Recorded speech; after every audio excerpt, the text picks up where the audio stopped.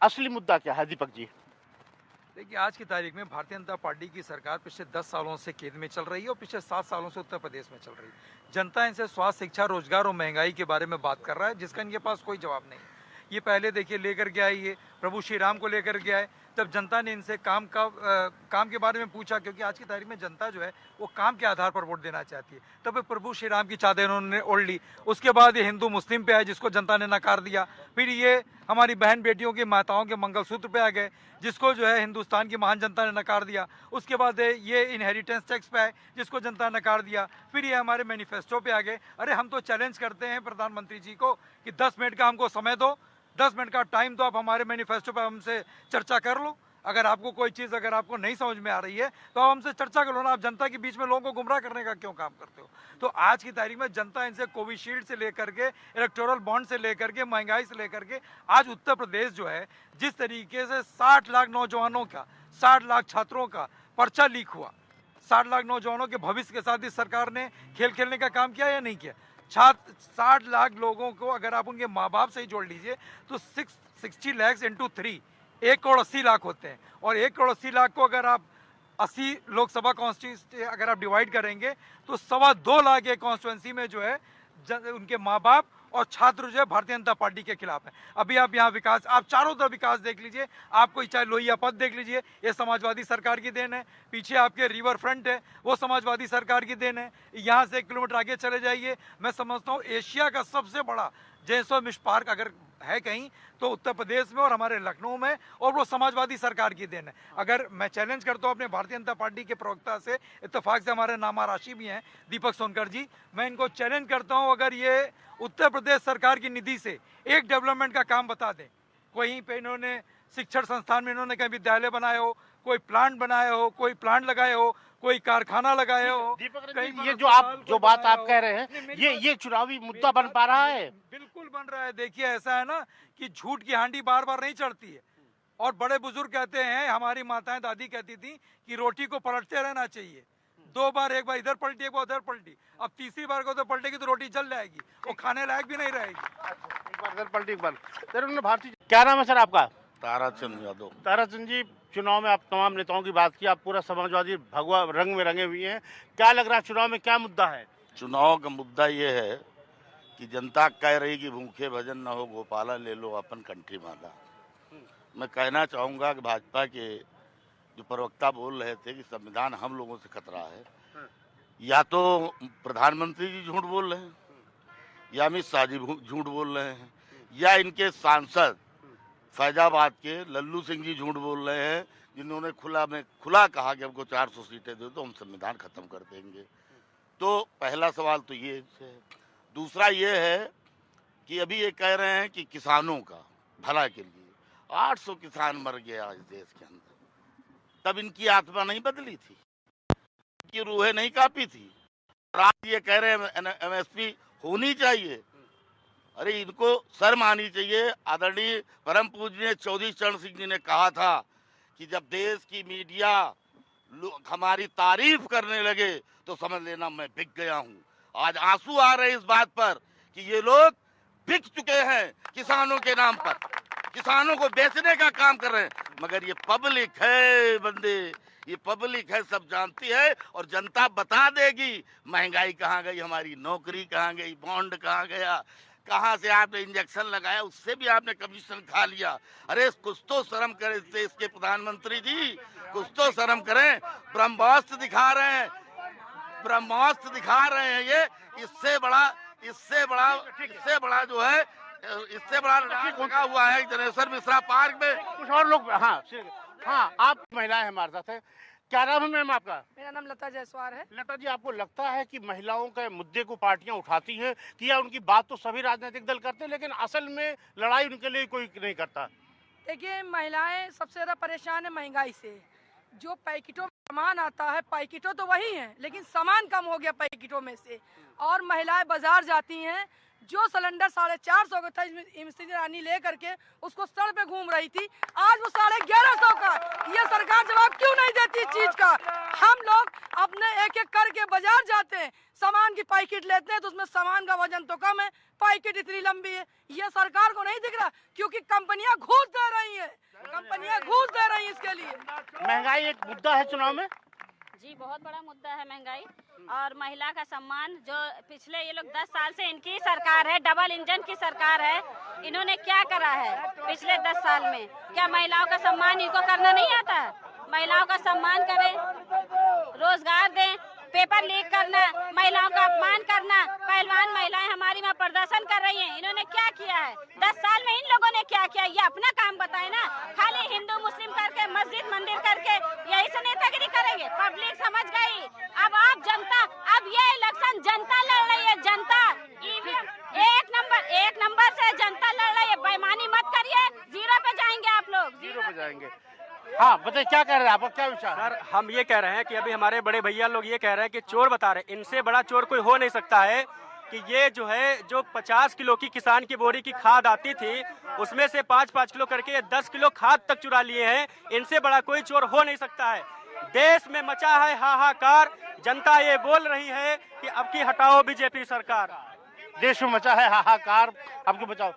ये नाली की गैस से चाय पीने वाले लोग, इनको इसी राकेट में, भैया ने बता राकेट, इसी राकेट में बैठा के 4 तारीख को वापस भेज दिया जाएगा।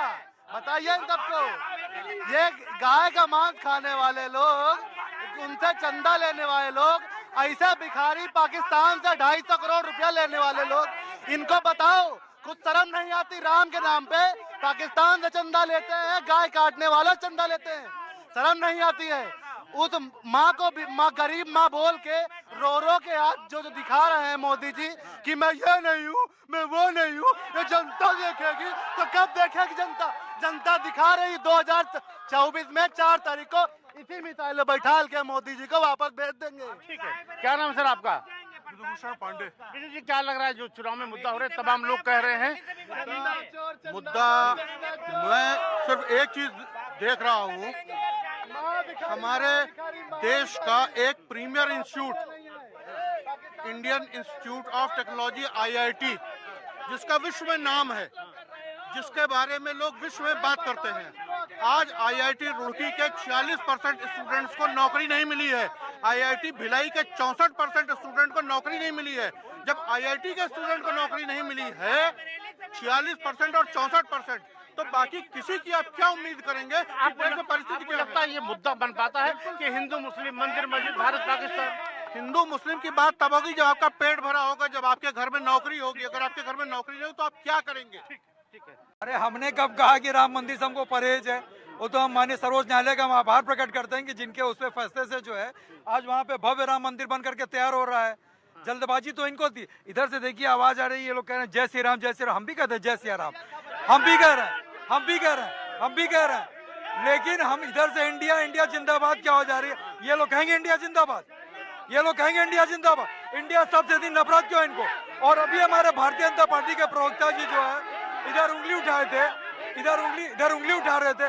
मुझे लगा कहीं अस्पताल दिखा रहे होंगे, हमें लगा कहीं जो है कोई कारखाना दिखा रहे होंगे, फिर हमें लगा कोई प्लांट दिखा रहे होंगे, फिर हमें लगा कोई स्कूल दिखा रहे होंगे। इन्होंने दिखाया ब्रह्मोस। हमें लगता है शायद ब्रह्मोस यहाँ से उड़ेगा और सीधे पाकिस्तान में जाकर के गिरेगा। यही इनकी सबसे बड़ी समस्या है। आज जब जनता इनसे स्वास्थ्य, शिक्षा, रोजगार और महंगाई की बात, अरे संविधान ना ये खत्म कर पाएंगे, ना आरक्षण खत्म कर पाएंगे, और ना दुनिया की कोई ताकत आरक्षण खत्म कर पाएगी, ना हम लोग खत्म करने देंगे। ये हम नहीं कहते संविधान आरक्षण खत्म। इनके मोहन भागवत जी ने कहा था नहीं कहा था, इनके मनमोहन भागवत जी ने कहा था नहीं कहा था, लल्लू सिंह जो प्रत्याशी उन्होंने आरक्षण खत्म करने की बात और संविधान खत्म करने की बात कही थी नहीं कही थी, इनके अनंत हेगड़े ने संविधान खत्म करने की बात कही थी नहीं कही थी। तो इन्हीं के प्रत्याशी लोग जो है संविधान खत्म, लेकिन हम इंडिया ब्लॉक के लोग, हम इंडिया गठबंधन के लोग, हम न संविधान कभी खत्म कर सकते हैं, न दुनिया की कोई ताकत है संविधान खत्म कर पाएगी, और ना हम खत्म करने देंगे। बार बार जो आवाज आ रही है बुलडोजर को लेकर के, ये हमारा देश कानून से चलता है और देश संविधान से चलता है। और अगर बुलडोजर चलाने का इतना ही शौक है, जो लोग पर्चा लीक में संलिप्त है, उनके घरों में बुलडोजर क्यों नहीं चला? अभी तक अभी तक ब्रजभूषण शरण सिंह के घर पे बुलडोजर क्यों नहीं चला? अभी तक अजय मिश्रा टैनी घर पे बुलडोजर क्यों नहीं चला? अभी तक कुलदीप सेंगर के घर पे बुलडोजर क्यों नहीं चला? तो बुलडोजर जो है, बुलडोजर चलेगा, बिल्कुल चलेगा, लेकिन सही दिशा में चलेगा। जब 4 जून के बाद इंडिया ब्लॉक की सरकार बनेगी तो बुलडोजर चलेगा और सही दिशा में चलेगा। देखिए, चुनाव में एक ही मुद्दा है, स्वास्थ्य, शिक्षा, चिकित्सा, बिजली, पानी।